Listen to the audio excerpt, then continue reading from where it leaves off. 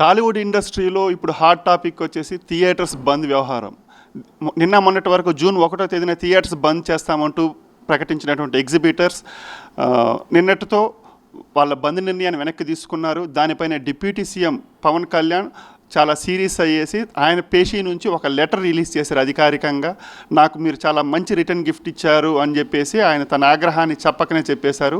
దీంతో ఇప్పుడు cine industry చేసిన తప్పును సర్దుకునే ప్రయత్నంలో అయితే గట్టిగానే చేస్తుందన్నమాట. దీనిపైన ప్రముఖ నిర్మాత, డిస్ట్రిబ్యూటర్, ఎగ్జిబిటర్ నట్టికుమార్ గారు మనతో మాట్లాడడానికి అసలు ఏం జరిగింది, ఈ థియేటర్స్ బంద్ వెనక ఉన్నటువంటి అసలు విషయం ఏంటి, ఏం జరిగిందనే విషయాన్ని ఆయన ద్వారా మనం తెలుసుకుంటాము. నమస్తే సార్. సార్, నిన్న మొన్నటి వరకు అసలు టాలీవుడ్లో థియేటర్స్ అంటే ఎగ్జిబిటర్స్ థియేటర్స్ బంద్ చేస్తాము, మాకు రెంటల్ పద్ధతి వద్దు, పర్సంటేజ్ కావాలి అంటూ పర్సంటేజ్ ముద్దు అని చెప్పేసి ఒక రకమైనటువంటి హంగామా చేశారు. కానీ దాని వెనుక అసలు విషయం వచ్చేసి హరిహర వీరమ్మల్ని టార్గెట్ చేసి వీళ్ళందరూ బంద్ చేస్తామన్నట్టు ఒక ఇదైతే నడిచింది సార్. ఇది ఎంతవరకు నిజమంటే? నేను ఒక మాట అంటానండి, ఎగ్జిబిటర్గా ఎవరు బంద్ చేస్తానని కానీ ఎక్కడ మీటింగ్ జరిగిన కానీ దాఖలాలు కానీ లేవు. లీజు ఓనర్స్, నిజమైన థియేటర్ ఓనర్ దగ్గర లీజు తీసుకున్న ఆ నలుగురు, ఆ పెద్ద మనుషులు ఇండస్ట్రీలో పెద్ద మనుషులుగా చలామవుతున్న గవర్నమెంట్ దగ్గర కానీ ఇక్కడ కానీ ఇండస్ట్రీలో కానీ శాసిస్తున్న ఆ నలుగురు తీసుకున్న నిర్ణయం తప్ప పాపం ఏ ఎగ్జిబిటర్ కూడా మేము బంద్ చేస్తామని అనలేదు. ఇంక్లూడింగ్ నాకు కూడా తెలియదు బంద్ ఉందని. నేను ఒక థియేటర్ ఓనర్నే, అలాగే అందరూ థియేటర్ ఓనర్లే. ఇప్పుడు అక్కడ ఉన్న వాళ్ళందరూ మేము థియేటర్ ఓనర్స్, కానీ లీజు ఓనర్స్ వాళ్ళు. కానీ వాళ్ళు నిర్ణయం తీసేసుకున్నారు. ఓకే, ఎక్కడ పుట్టింది ఇది? రాజమండ్రిలో పుట్టింది. కాకినాడ ఆలోచన రాజమండ్రిలో పుట్టింది, హైదరాబాద్లో అమలు చేశారు 18వ తారీఖు నాడు. అమలు చేసేటప్పుడు దిల్రాజు గారు ఉన్నారు, మరి ఈ మొత్తం టోటల్గా ఎవరు సురేష్ బాబు గారు ఉన్నారు, మరి దాంట్లో ఏసీఎన్ సునీల్ గారు ఉన్నారు. దిల్రాజు గారు అయినా అరవింద్ గారు అయినా విజయవాడలో థియేటర్లో G3లో అన్నింటిలో వాళ్ళే పార్ట్నర్సు. మరి సురేష్ బాబు గారు, అరవింద్ గారు రాజమండ్రిలో థియేటర్లు అన్ని పార్ట్నర్స్, మొత్తం టోటల్ లీజులో ఉన్నాయి, వెస్ట్ గోదావరిలో లీజులో ఉన్నాయి. మరి అలాంటప్పుడు మరి మీ నలుగురు కూర్చున్నప్పుడు హరిహర వీరమ్మల సినిమా 12 తారీఖు వేశారు, 5వ తారీఖు మొత్తం టోటల్ కమలాసన్ గారు సినిమా వేశారు. మీరు సినిమాలు ఉన్నప్పుడు మీరు మీటింగ్లో 12 తారీఖు మీటింగ్లో ఎవరు వచ్చారండి? 15 మంది ఎగ్జిబిటర్ తెలంగాణ నుంచి వచ్చారు, ఆంధ్ర నుంచి వచ్చిన ఎగ్జిబిటర్లు 2-3. ఆ 2-3 కూడా ఓన్లీ జస్ట్ దిల్రాజు గారు కూర్చోమంటే కూర్చుంటారు, లేకపోతే లెగిస్తారు. ఇప్పుడు అరవింద్ గారు కూర్చోమంటే కూర్చుంటారు, లేకపోతే లెగిస్తారు. సురేష్ బాబు గారు కూర్చోమంటే కూర్చుంటారు, లేకపోతే లెగిస్తారు. వాళ్ళు ఏం చెప్పినా వాళ్ళు దూకేమంటే దూకేస్తారు అక్కడ. అలాంటి వాళ్ళు మీటింగ్ పెట్టి రేపు బంద్ షూటింగ్స్, రేపు బంద్ సినిమా థియేటర్స్ అంటే అందరు ఎగ్జిబిటర్ షాక్ అయిపోయారు. ఏంటిది ఇదేంటి సన్నగా బంద్ ఏంటి? అసలు హరిహర వీరమ్మల కోసం మేము ఎప్పటి నుంచి సినిమా చూస్తున్నాం, ఆ సినిమా వస్తుంటే మేము సినిమా వేయాలని మేము అనుకుంటున్నాం, 27 అనుకున్నాం. అలాగే 30వ తారీఖు భైరవ సినిమా ఉంది. అసలు సినిమా థియేటర్లు ఇప్పుడు 3 నెలల నుంచి మేమైనా ఓపెన్ చేసామా? బంద్ చేస్తూనే ఉన్నాం. ఎందుకంటే థియేటర్ జనాలు రావట్లేదు, సినిమాలు లేవని బాధతో ఉంటే వీళ్ళు సినిమా 30వ తారీఖు 18వ తారీఖు అనౌన్స్ చేసింది ఛాంబర్లో. ఇదే దామోదర్ ప్రసాద్ గారు, నిన్న మాట్లాడిన దామోదర్ ప్రసాద్ గారే దాంట్లో మీటింగ్లో ఉన్నాడు, అలాగే భరతభూషణ్ గారు ఉన్నారు. ఇది జరిగిన సిచ్యువేషన్ అందరూ ఉండేటప్పుడు మరి సినిమా గుర్తు రాలేదా? ఈ సినిమాలు గుర్తు రాలేదా అడుగుతున్నా. అయిపోయింది. ఇదే ప్రశ్న దామోదర్ ప్రసాద్ గారిని అడిగితే ఆయన ఏంటంటే అట్లాంటిది ఏమీ లేదు అని చెప్పి సర్దుకునే ప్రయత్నం చేశారు. ప్రయత్నం కాదు, తప్పు మీద తప్పు చేశాడు. అందుకే నేను దుర్గేష్ గారు అన్నారు, దాము మాట్లాడేటప్పుడు ప్రక్షాతాపం లేదు, దానికి మామూలుగా ఎందుకు జరిగిందని చెప్పడం వివరణ ఇవ్వలేకపోయాడు. ఆల్రెడీ బంద్ అని అనౌన్స్ చేసి మొత్తం సోషల్ మీడియాలో వచ్చిన తర్వాత 3-4 రోజుల తర్వాత మీటింగ్లు పెట్టి మేము విచారణకు ఆదేశిస్తే గబగబ, నేను జాయింట్ సెక్రటరీ కదా, నాకు కూడా తెలుసు కదా, విచారణకు ఆదేశిస్తే గబగబా 11 గంటలకు మీటింగ్ పెట్టి ఆ మీటింగ్లో సర్ది చెప్పే ప్రయత్నం చేసి బంద్ లేదు, మేము కమిటీ వేస్తున్నాం 30 తారీఖు అని చెప్తాడు. అసలు బంద్కి కమిటీకి వీటికి ఏం సంబంధం? మీరు థియేటర్ల వాళ్ళు నిజంగా పర్సంటేజ్ సిస్టమ్ అడిగితే అన్నదమ్ముల వాళ్ళు మాట్లాడుకోవచ్చు, కూర్చోవచ్చు. అసలు బంద్ అవసరం ఏంటి? ఇక్కడ మీకు హరిహర వీరమ్మలో ఫ్రీ డిస్ట్రిబ్యూషన్ కావాలా?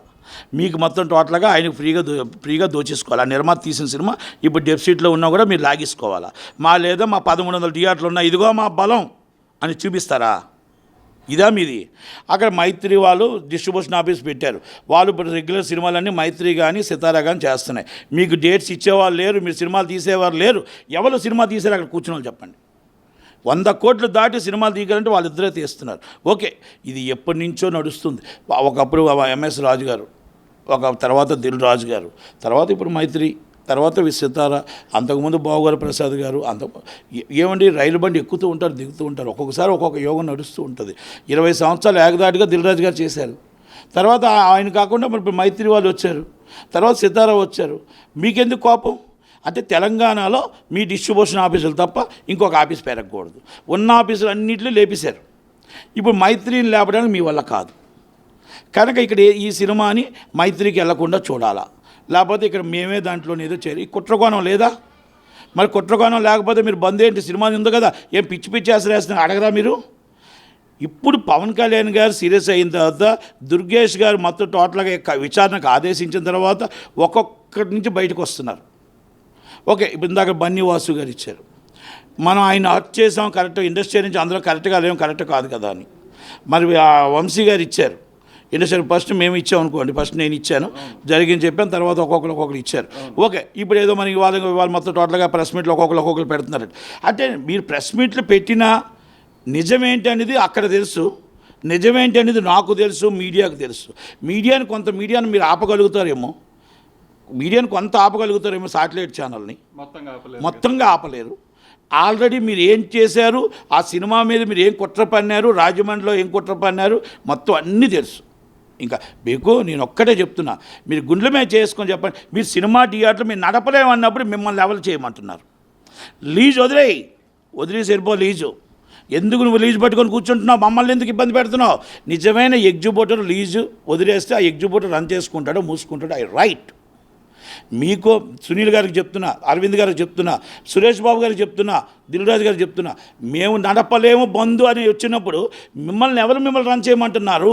నిజమైన ఎగ్జిబ్యూటర్కి థియేటర్ హ్యాండ్ ఓవర్ చేయండి, చేసుకుంటే థియేటర్ రన్ చేసుకుంటాడు. ఇప్పుడు ఎన్నో థియేటర్లు మూసేశారు. 2500 థియేటర్లకి 1400 థియేటర్లు వచ్చాయి. 1400 థియేటర్లు ఎంతమంది ఎగ్జిబ్యూటర్ రన్ చేయగలుగుతాడో, మూయగలుగుతాడో ఆలిష్టం కదా. మీరెందుకు రన్ చేస్తున్నారు? మిమ్మల్ని ఎవరు రన్ చేయమన్నారు? ఓకే, 1400 మంది ఎగ్జిబ్యూటర్లు మీటింగ్ పెడదాం, జనరల్ కాన్ఫరెన్స్. మేము 1400 మంది, మేము వీళ్ళు నలుగురు లేనిదే చెయ్యలేము, మూసేస్తామని అనౌన్స్ చేయమనండి.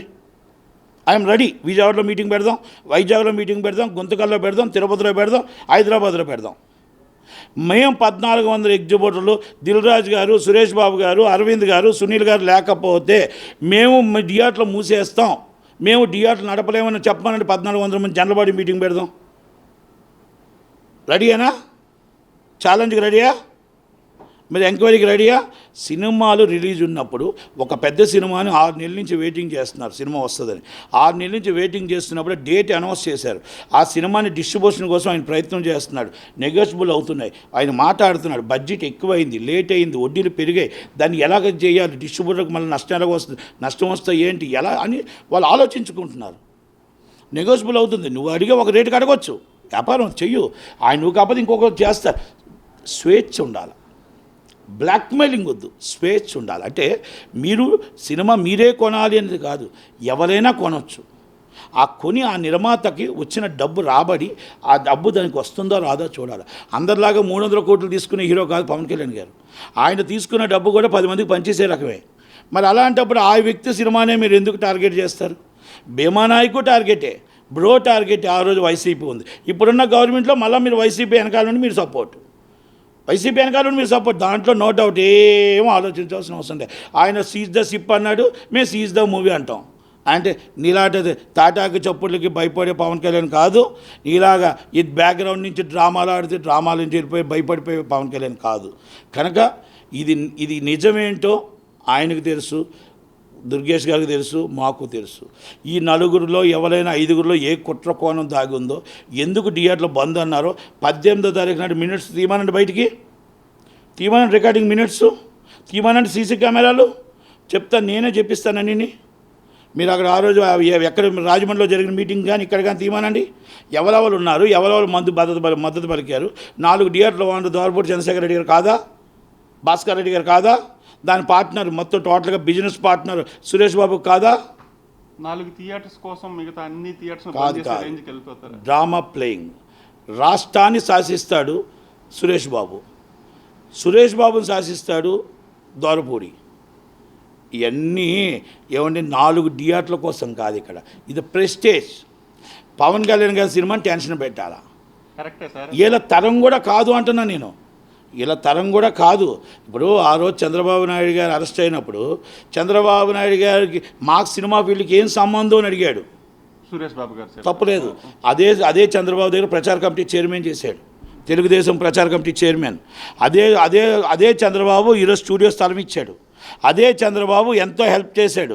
అదే చంద్రబాబు సినిమా ఇండస్ట్రీకి మొత్తం టోటల్గా ఒక ఇంట్లో అన్నదమ్ముడిగా ఉన్నాడు, ఒక పెద్ద కొడుకుగా ఉన్నాడు. ఇండస్ట్రీ నా కుటుంబం అన్నాడు. నా కుటుంబం అన్న వాళ్ళు అందరూ కలిపి అరెస్ట్ అయితే జగన్మోహన్ రెడ్డికి భయపడి బల్లల కింద దాక్కున్నారు. వీళ్ళంతా బల్లల కింద దాక్కున్నారు. ఇది వాస్తవం. ఆ రోజు పెద్దన్నగా పవన్ కళ్యాణ్ తప్ప ఎవరైనా వచ్చారా అని అడుగుతున్నా. పవన్ కళ్యాణ్ గారు తప్ప ఒక్కరైనా వచ్చారా? ఈరోజు ఏ ముఖం పెట్టుకొని వీళ్ళు వెళ్తారు చంద్రబాబు నాయుడు గారి దగ్గరికి? అందుకే ముఖం చెల్లకి వెళ్ళట్లేదు వీళ్ళు. ఆర్గనైజేషన్ పిలాలన్నారు. ఇప్పుడు ఆర్గనైజేషన్ పిలిస్తే కంపల్సరీ వెళ్తారు, ఏమేం కావాలో ఎలక్కాలు చేస్తారు. కానీ ఇదేం చెప్తానంటే ఇక్కడ సినిమాకి కుట్ర కోణం దాగి ఉందా లేదా అనేది చెప్పానండి. వాళ్ళని దాగి లేదు అంటే దీనికి బంద్ చేయాల్సిన అవసరం ఉందా? ఇది ఇదే కొత్తగా వచ్చింది కాదు. ఇది 8-9 సంవత్సరాల నుంచి నడుస్తుంది. ఆల్ ఆఫ్ ది సడన్ ఈరోజు బంద్ ఎందుకు వచ్చింది? 12 తారీఖు సినిమా రిలీజ్ అనే బంద్ వచ్చింది కదా. ఇది మా కాడ ఇన్ని థియేటర్లు ఉన్నాయి సుమా అని మీరు మొత్తం టోటల్గా మెజార్టీ చూపించడం కోసమే కదా బంద్ పెట్టడానికి ప్రయత్నం చేశారు. దిల్ రాజు గారే కదా ఎగ్జిబిటర్ చైర్మన్కి ఫోన్ చేశారు, మీటింగ్ పెట్టమన్నారు. మీటింగ్ పెట్టండి అర్జెంటు, బంద్ చేద్దామని చెప్పింది వాళ్ళు కాదా? ఇది కాదని చెప్పమానండి. ఫస్ట్ ఫోన్ చేసింది విజయవాడ ఎగ్జిబిటర్ అసోసియేషన్ చైర్మన్గా చేశారు. ఇవన్నీ తెలుసు, చరిత్ర ఉంది, ఎంక్వైరీ నడుస్తుంది. మనం ఏమీ చెప్పాల్సిన అవసరం లేదు. కన్ఫామ్ కుట్రకోణం హరిహర వీరమల్ల కుట్ర జరిగిందనేది నేను చెప్పడం కాదు. ఇవాళ బన్నీవాసు గారు ఆయన్ని ఇబ్బంది పెట్టారు అనేది ఆల్రెడీ వంశీ గారు చాలామంది నిన్న మీటింగ్లకు కూడా వెళ్ళేటప్పుడు వాళ్ళ మమతల మాటలు చూసి మేము బంద్ చేస్తామంటే ఎలా చేస్తారో చేసుకోండి అని బయటకు వచ్చారు. ఇవన్నీ కూడా ఉన్నాయి. ఎందుకంటే నేను వేగంగా మాట్లాడట్లే కనుక ఎవరెవరు ప్రెస్ మీట్లు పెడతారో వాళ్ళందరికీ కూడా కరెక్ట్గా సమాధానం చెప్తాం మనం. కానీ ఒకటి మాత్రం చెప్తాం, ఇండస్ట్రీకి మంచి జరగాలి తప్ప చెడు చేయొద్దు. ఇండస్ట్రీని బ్లాక్మెయిల్ చేయొద్దు. ఇండస్ట్రీని మీకు గుత్తాధిపత్యం చేయొద్దు. ఇండస్ట్రీని మొత్తం క్యాంటీన్ నుంచి మొత్తం గుత్తాధిపత్యం చేసి ఎగ్జిబిటర్ తినట్లేదు, డిస్ట్రిబ్యూటర్ తినట్లేదు, నిర్మాత తినట్లేదు. తినేది మధ్య వాళ్ళు తింటున్నారు. మధ్య వాళ్ళు నెలకు 100 కోట్లు తింటున్నారు. 100 కోట్లు ఎలాగో దాన్ని వివరించి చెప్పమంటే కూడా చెప్తా. ఎవరైనా డిబేట్కి వస్తే మొత్తం టోటల్గా పాప్కార్న్ నుంచి సైకిల్ స్టాండ్ నుంచి మొత్తం టోటల్గా సమోసా ఫ్యాక్టరీ నుంచి పాప్కార్న్ ఫ్యాక్టరీ నుంచి మొత్తం A to Z మీరు తెచ్చుకున్న హైకోర్టు ఆర్డర్ నుంచి 270 రూపాయలు కోక్ నుంచి 550 రూపాయలు పాప్కార్న్ నుంచి మొత్తం కూర్చోబెట్టి చెప్దాం.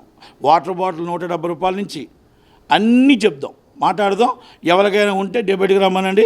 మీ ఛానల్లో వచ్చినా కూడా నేను వస్తా. నేను నిరూపించలేకపోతే అక్కడే సారీ చెప్తా. నిరూపిస్తే అందరూ థియేటర్లు వదిలేసి సామాన్యులకు 12 రూపాయలకు వాటర్ బాటిల్ ఇస్తారా? సామాన్యులకు 20 రూపాయలకు పాప్కార్న్ ఇస్తారా? సామాన్యులకు 25 రూపాయలకు కోక్ ఇస్తారా? సామాన్యులకు సైకిల్ స్టాండ్ సైకిల్ స్టాండ్లో 25 రూపాయలు దాటి 50 రూపాయలు దాటి చేయకుండా ఉంటారా? ఈ ఛాలెంజ్కి ఎవరైనా ధైర్యం చేస్తే నేను అప్పుడు మీకు రెడీగా ఉంటా. అంతే కదా? మీరు ఆ ఛాలెంజ్కి ఎవరైనా వస్తానంటే నేను రెడీ. Any channel. ఇంకొకటి, ఒక పక్క పవన్ కళ్యాణ్ అంటే టాప్ హీరో, టాలీవుడ్లో one of the top hero. ఇంకొక పక్క డిప్యూటీ సీఎం. ఆయన సినిమాకి ఇలాంటి పరిస్థితి అంటే ఇంకా ప్రభాస్, మహేష్, రిమైనింగ్ హీరోల పరిస్థితి. నో ఈజ్ ద బ్లాక్మెయిలింగ్ పెరిగిపోయింది కాబట్టి ఆయన కోపం వచ్చింది. ఇది ఏమైపోయిందంటే ఒక సినిమాకి గుత్తాధిపత్యం తీసుకొచ్చి వాళ్ళే బతకాలి, వాళ్ళే ఉండాలి, మేమే తినాలి అన్న స్టేజ్కి ఎప్పుడైతే వచ్చేసారో ఇంక అప్పుడు ఆయన కోపం వచ్చింది. ఇది ఆయన చూసి చూడనట్టు ఫోన్లే అని ఉంటే అందుకే అన్నాడు థ్యాంక్ యూ వెరీ మచ్ అంటే రిటర్న్ గిఫ్ట్ నాకు బాగా ఇచ్చారు అని చెప్పాడు. అంటే ఆయన ఎంత బాధతో అన్నాడో, మా పరిశ్రమ, నా ఇండస్ట్రీ, నేను బాగుండాలి, పరిశ్రమకు హోదా ఇద్దాం, పరిశ్రమ బాగుండాలని చెప్పి నేను సీఎం గారికి చెప్తే ఎన్ని చేసి నాకే రిటర్న్ గిఫ్ట్ ఇచ్చారు థ్యాంక్ యూ వెరీ మచ్ అని అన్నాడు. అంటే దాని అర్థం ఏంటో తెలుసా? అసలు ఎంత పెద్ద మాటో తెలుసా? నన్నే మీరు ఇలా ఏడిపిస్తే 33 చెరువు నీళ్ళు తాగిస్తే మన ఉన్న హీరోలందరి పరిస్థితి ఏంటి? సామాన్య చిన్న సినిమా నిర్మాతలు ఎంత పీడించుకుంటున్నారు, ఎంత రక్తం తాగుతున్నారు. ఆ రక్తాన్ని పీడించి మీరు ఎంత లావ్ అయిపోయారు అని అర్థమవుతుంది అని చెప్పేసి ఆయన చెప్పనకే చెప్పాడు. ఒక return thank you very much అని రిటర్న్ గిఫ్ట్ దాంట్లో 100 అర్థాలు ఉన్నాయి. అందరికి అర్థమైంది కాబట్టే ఇండస్ట్రీ తప్పు చేసింది, ఆయన విషయంలో తప్పు జరిగింది అనేది అర్థమైపోయింది. అది సినీ ఇండస్ట్రీ ఎలాంటి చర్యలు తీసుకుంటుందంటే ఏముండదు, ఏం చేయాలో అర్థం ఆలోచించుకుని కూర్చున్నారు. ఏం చేయాలో అర్థం కావట్లే. అది అంతగానే ఏముండదు. ఇప్పుడు ఎవరు ఏం చేయాలి మేము అనలేవు. నిన్న ఆల్రెడీ చెప్పను. ఏం కమిటీలు అండి, అయ్యేం కమిటీలు అండి, ఎన్నో 100 కమిటీలు ఉన్నాయి. గవర్నమెంట్ కమిటీలాగా ఉంటాయి మావి కూడా. మీకు తెలుసో లేదో, గవర్నమెంట్ కమిటీ వేస్తారు కదా, ఇప్పుడే కమిటీ వేస్తూ ఉంటారు, అలాగే ఉంటాయి కమిటీలు మావి కూడా. మా కమిటీలు ఎన్నో వేసున్నాం. దాంట్లో కమిటీల్లో చాలా దాంట్లో నేను కూడా ఉన్నాను. అవి తేలవు మొలగవు. థియేటర్స్లో వేస్తాం, అవి వేస్తాం, ఇవి వేస్తాం, రోజు వేస్తూనే ఉంటాం. ఎప్పుడు ఆమాస్కి పున్నానికి మీటింగ్ పెడతాం, ఒక సమోసా తింటాం, ఒక జలాబీ తెస్తారు, తినేసి మళ్ళీ వచ్చేస్తాం అసు కొట్టుకొని. అంతే తప్ప ఏముండదు. ఉండటానికి ఏముందని అడుగుతున్నా. ఇప్పుడు ఆఖరి దాకా తినేసిన వాళ్ళు మధ్యలో వాళ్ళు తినేస్తున్నారు. నిజమైన ఎగ్జిబిటర్కి డబ్బులు రావట్లే. 1,00,000 రూపాయలు రెంట్ తీసుకుంటే 6 లక్షలు రెంట్ వేస్తున్నాడు. 1,00,000 ఎక్కడ, 6 ఎక్కడ? 100 కోట్లు ప్రాపర్టీ కట్టి ఆ ప్రాపర్టీ నీకు ఇస్తే 1,00,000 రూపాయలకి నువ్వు 6 లక్షలు రెంట్ వేస్తున్నావు. ఇది వాస్తవం కాదా అని అడుగుతా. నువ్వు వారానికి 2 లక్షలు రెంట్ వేస్తే 7 లక్షలన్నర రెంట్ వేస్తున్నావు. ఇది వాస్తవం కాదా అని అడుగుతున్నా. ఈ డబ్బు మరి ఏ ఎగ్జిబిటర్కి వెళ్తుంది, ఏ డిస్ట్రిబ్యూటర్కి వెళ్తుంది, ఏ నిర్మాతకి వెళ్తుంది? సమాధానం చెప్పాల్సిన బాధ్యత ఆ నలుగురు మీదే ఉంది. ఆ 4, ఆ 5, ఆ 6 వాళ్ళ మీదే ఉంది. పోనీ నిజమైన ప్రొడ్యూసర్ మేమే తినేస్తున్నాం ఈ డబ్బు అంతా పాపం లేదు వాళ్ళు ఒరిజినల్ రెంట్ మాత్రమే మాకు వేస్తున్నారు. ఈ రెంట్ అంతా, మార్జిన్ రెంట్ అంతా మేమే తినేస్తున్నాం చెప్పమని నిర్మాతని. మైత్రిరావు గారిని అనౌన్స్ చేయమనండి, సితార్ని అనౌన్స్ చేయమనండి, దిల్రాజు గారిని అనౌన్స్ చేయమనండి, ఉన్న నిర్మాతలందరినీ అనౌన్స్ చేయమనండి. పోనీ లేదండి ఆ అమాయకులు, ఆ 5 చాలా మంచివాళ్ళు, మన ఇండస్ట్రీ బాక్ కోసం, మన ఇండస్ట్రీ ఓక్ కోసం వాళ్ళందరూ కలిపి నిలబడి అక్కడ కాపాడి వాళ్ళు ఎవరైతే ఎగ్జిబిటర్ ఒరిజినల్ రెంట్ ఉందో పాపం ఒరిజినల్ రెంటే రాస్తున్నారు. ఈ మధ్య డబ్బు అంతా కూడా మా నిర్మాతలకే ఇచ్చేస్తున్నారు. ఆ 5 చాలా మంచి వాళ్ళని చెప్పమని వాళ్ళ కాళ్ళు కడిగి పాదాభివందనం చేస్తా. ఏం చెప్పా? పాదాభివందనం చేస్తా. ఇది మాకు మంచి వాళ్ళు, వీళ్ళు అసలు రెంటే రూపాయి తీసుకోకుండా ఫీజు సర్వీస్ చేస్తున్నారు ఇండస్ట్రీకి అని చెప్పిన వ్యక్తులు ఎవరైనా ఉంటే ఛాలెంజ్ చేస్తున్నా, చెప్పమనండి. నెలకి దాచుకుంటున్నారు. నిర్మాతకు డబ్బు లేదు, డిస్ట్రిబ్యూటర్కి డబ్బు లేదు, ప్రొడ్యూసర్కి డబ్బు లేదు. సినిమా పోతే ఆయన రోడ్డు మీద పడిపోతాడు, డిస్ట్రిబ్యూటర్ సినిమా పడిపోతే రోడ్డు మీద పడిపోతాడు. పాపం నిజమైన ఎగ్జిబిటర్ వచ్చిన రెంట్ మన గొడవంకి అద్దెకిచ్చుకున్న 20 లక్షలు వస్తుంది. వీళ్ళు ఇచ్చింది ఆ తాతలు ముత్తాతలు కట్టిన థియేటర్ పేరు ఉండాలి కదా అని ఆ థియేటర్ కోసం మాకు ఒక థియేటర్ ఉందని చెప్పుకోవడం కోసం తక్కువ రెంట్కి ఇచ్చి వీళ్ళందరూ మధ్యలో దోచుకోవడం తప్ప వాళ్ళు దోచుకోవడం ఏముంటుంది? ఆ సినిమా ఓనర్ ఉంటే థియేటర్ సినిమా ఇవ్వరు, ఒరిజినల్ ఓనర్ సినిమా ఇవ్వరు. ఆ సినిమా ఓనర్ ఖాళీగా ఉంచుకొని మూసుకునే బదులు ఎలాగే ఇచ్చేస్తే బాగుంటుంది కదా. అది కూడా బ్లాక్మెయిలింగే. ఇప్పుడు మైత్రి వాళ్ళు వచ్చారు, ఏదో పాపం థియేటర్స్ అవన్నీ కొంచెం రీమోడల్ చేసి చేస్తున్నారని ఇప్పుడు కరెక్ట్గా స్టార్ట్ అయింది. మైత్రి మొత్తం పెరిగిపోతే, ఒక సితారా పెరిగిపోతే రేపు ఇన్ ఫ్యూచర్ మాకు ఫ్యూచర్ ఉండదు, మా జీవితం ఉండదు. ఈ ఎగ్జిబిటర్లు మా చేతి నుంచి దాటి వెళ్ళిపోతారు. ఇప్పుడు దాకా మేము ఆపగలిగాం, మోనోపాలి చేయగలిగాం. ఈ మోనోపాలికి ఇంకొకరు వచ్చారు, ఆలే మైత్రి.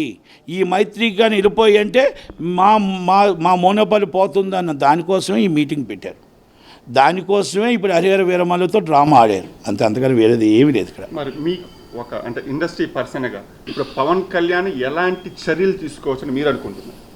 ఏమండి, ఆయన ఒకటే, ఇండస్ట్రీ నుంచి చర్యలు తీసుకోవడానికంటే సామాన్యులకి అందుబాటులో టికెట్ ఉండాలా, అలాగే నిర్మాత ఎంతలో తీసాడో దానికి తగ్గట్టు రేటు పెంచాలా, అలాగే మొత్తం టోటల్గా అక్కడ తినుబండారాలు అనేది తక్కువ రేటు ఉండాలా, అలాగే సైకిల్ స్టాండ్ తక్కువ ఉండాలా, ఎగ్జిబిటర్ బాగుండాలా, డిస్ట్రిబ్యూటర్ బాగుండాలి, ప్రొడ్యూసర్ బాగుండాలి.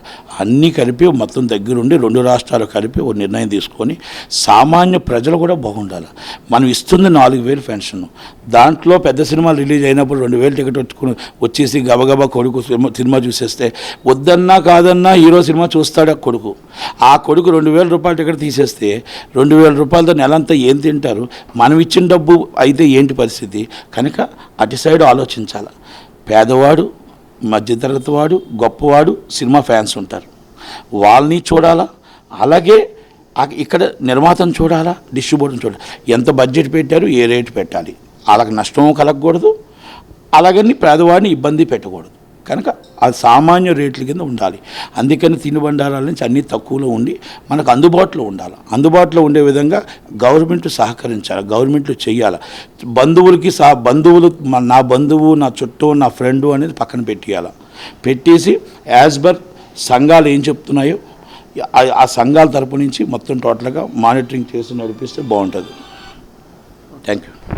జూన్ 12న పవన్ కళ్యాణ్ హీరోగా నటించినటువంటి హరిహర వీరమల్లుని టార్గెట్ చేసుకునేసే ఆ నలుగురు భారీ నిర్మాతలు, అంటే ఎవరైతే థియేటర్ లీజుకి తీసుకున్నారో ఆ నిర్మాతలే ఒక కుట్ర కోణంలో ఆలోచించి థియేటర్స్ను బంద్ చేయాలనేటువంటి ఒక ఆలోచనని తెరపైకి తీసుకొచ్చారు అనే దానిపైన నట్టి కుమార్ గారు తనదైన బాణిని వినిపించారు. అసలు దీనికి అంతటికీ కారణం కూడా రాజమండ్రిలో జరిగింది ఒక ఆలోచన అని చెప్పేసి ఆయన రాజకీయ పరమైనటువంటి ఒక రకమైనటువంటి విమర్శ కూడా చేశారనమాట.